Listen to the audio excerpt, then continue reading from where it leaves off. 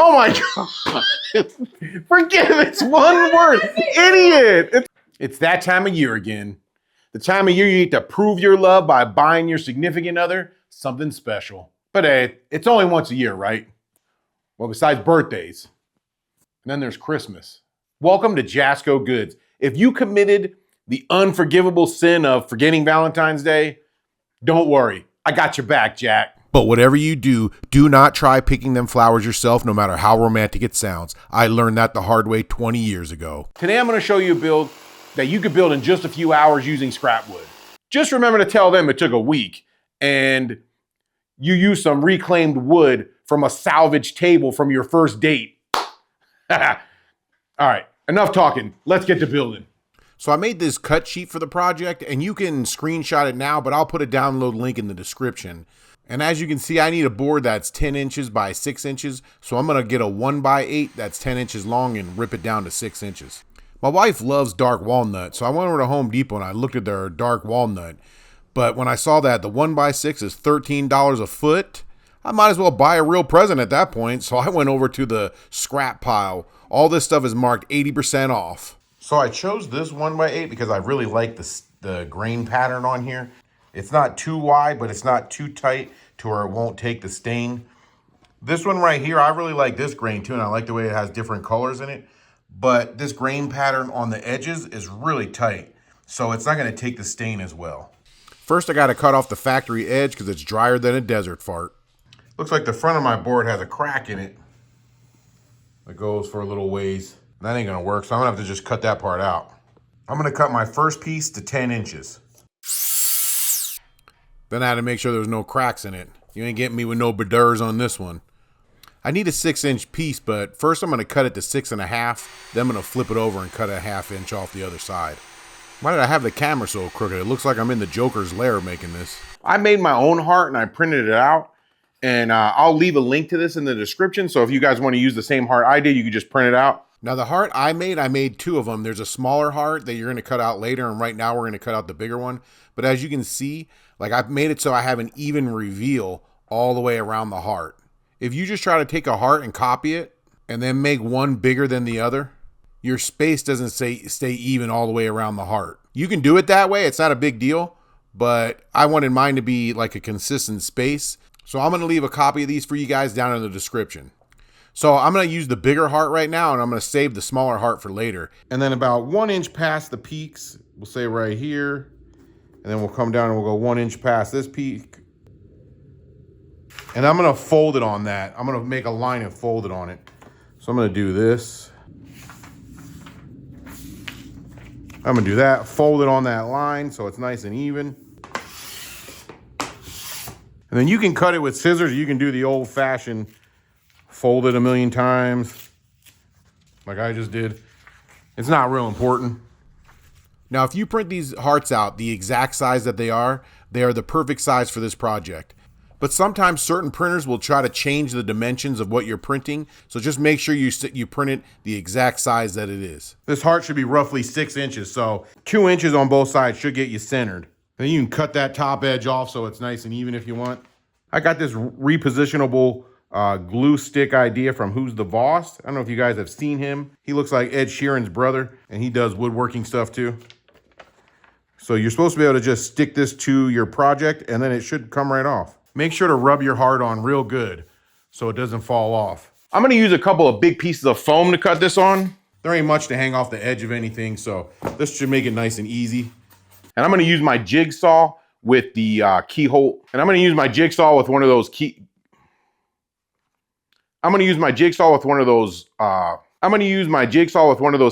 scroll saw. I'm going to use my jigsaw with one of those skinny scroll saw blades.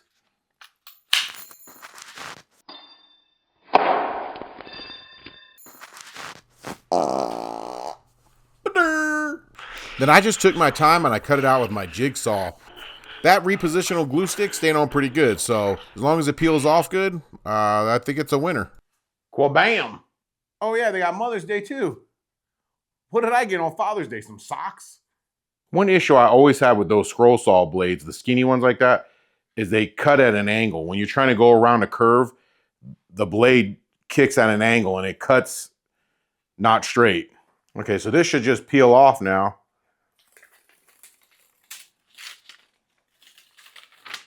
Huh, that worked really good. I'm gonna cut this one a little smaller so it's easier to glue onto the wood. We'll just do the same thing to this one. Use this glue stick, repositionable. It's not a regular glue stick, repositionable glue stick. Restickable. Rub your heart on. I'm gonna switch to a regular miter saw blade. I had made up my mind a long time ago. I didn't like those scroll saw blades, but a lot of people in the comments said they were really good, so I started using them again, but some of us are just too dumb for some of this stuff, you know what I'm saying? And I am just not smart enough for the skinny blades. My foam is not thick enough for the regular blade, so let me make this a little bit thicker. I don't want to intimidate anyone. You see how I just broke that with my hand? I don't want to brag, but.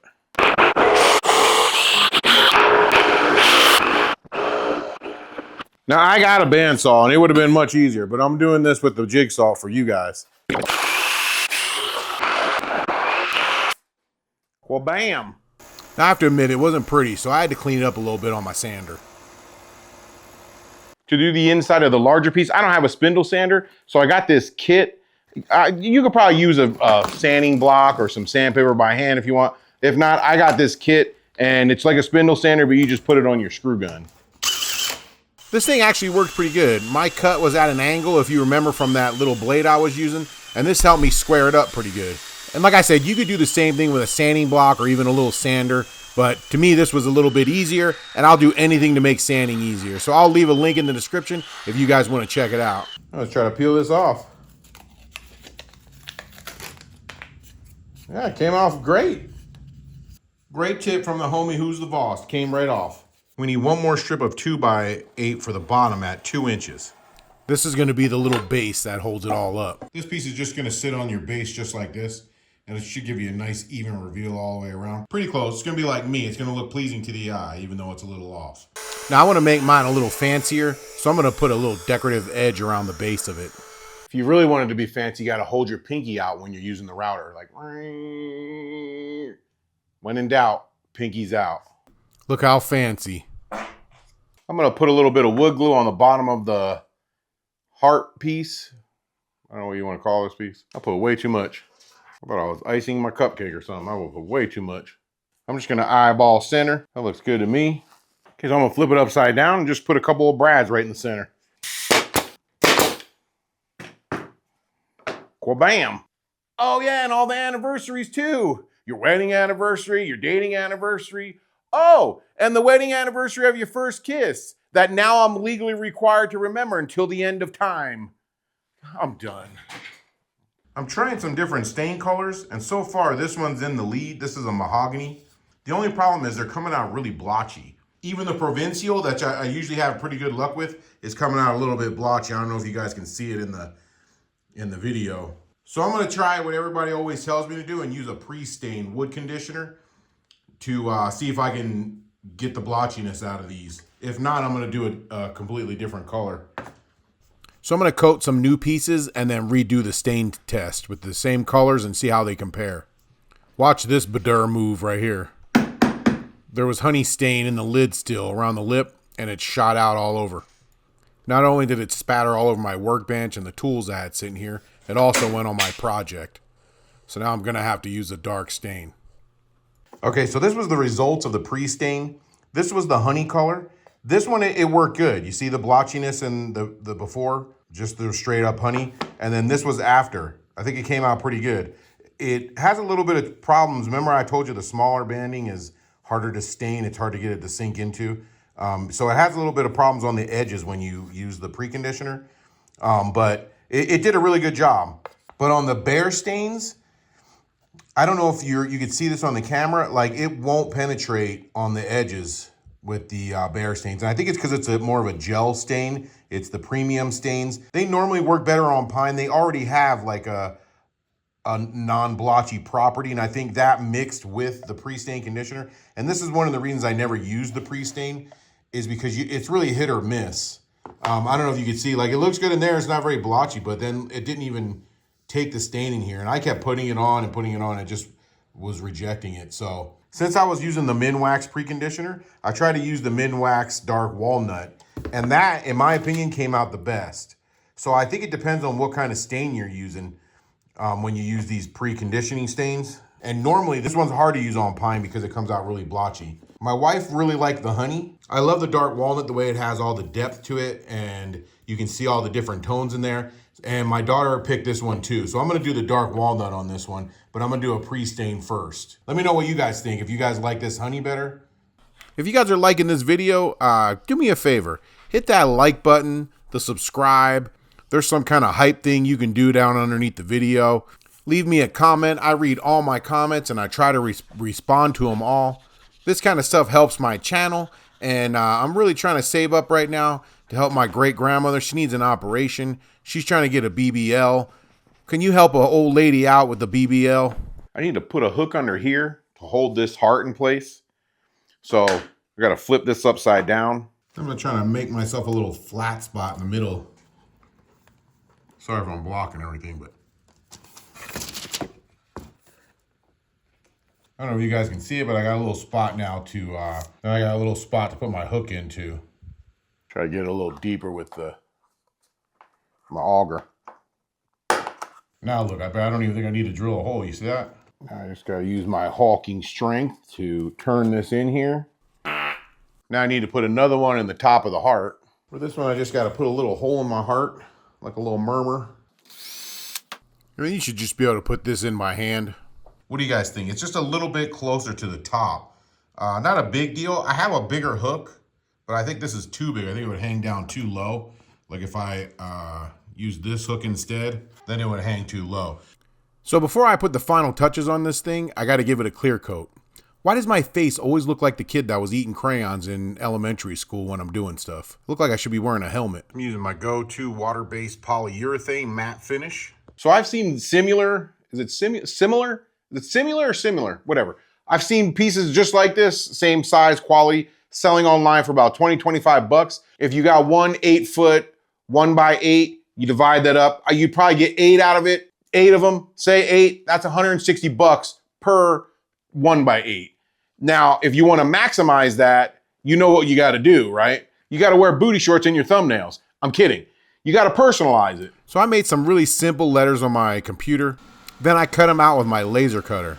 And before you get mad and be like, I don't have a laser cutter, you can buy wood letters online. They sell them at Walmart, Michael's. You can use vinyl. So when I cut out my letters, I like to cut a square around them so I could use it as a stencil to make sure I'm putting them on there square.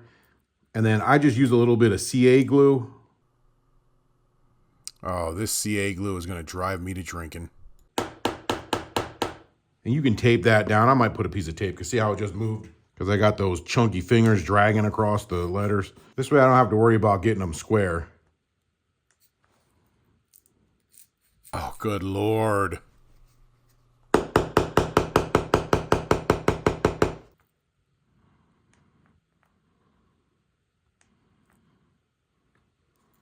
I'm going to spray a little activator to help speed this up.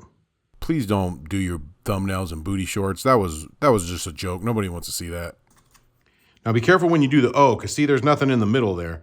So make sure you put your glue around the outside. I've done that before. My CA glue is like honey.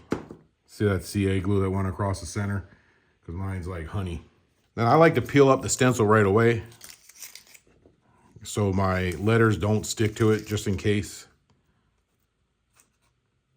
And it's stuck to it. Oh my God. I glued it to the, okay. Stupid CA glue. I gotta get new CA glue. There we go.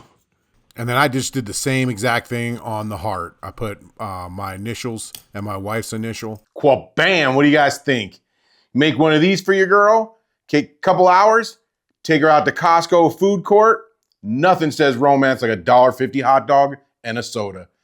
Icing on the cake, you let her get one of those big cookies they have now. She won't be able to keep her hands off you. Off your throat. What do you mean? You got 2 lines. What is it after off your throat? You idiot. Okay. Go ahead. I can say you idiot and then you can edit it out. Okay, ready? Okay. Off. Now I'm going to be laughing.